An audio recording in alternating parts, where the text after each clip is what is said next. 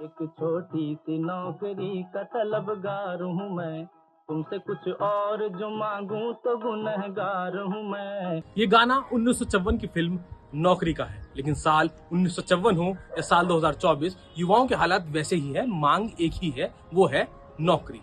दोस्तों, international labour organisation की हाल ही में आई एक रिपोर्ट के मुताबिक हमारे देश में बेरोजगारों की संख्या में से युवाओं की संख्या लगभग 82% है, और इस संख्या में से भी अधिकांश हिस्सा ऐसे युवाओं का है जो पढ़े लिखे हैं। ज्यादातर युवा इनफॉर्मल या नॉन स्किल वर्क जैसे ठेला लगाना, मजदूरी करना, किराने की दुकान पर बैठना या पकोड़े तलना भी और वगैरह वगैरह इस तरह के एम्प्लॉयमेंट में इंगेज्ड है।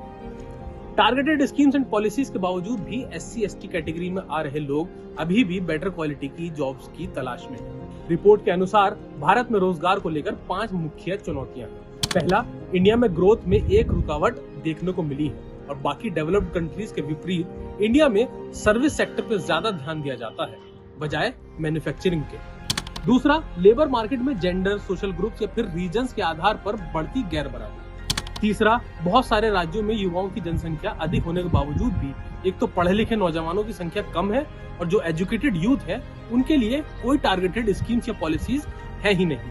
चौथा, सन 2000 के मुकाबले 2022 में पढ़े लिखे बेरोजगारों की संख्या 11.5% बढ़ी ही है और इनमें भी अधिकांश हिस्सा पढ़ी लिखी बेरोजगार औरतों का।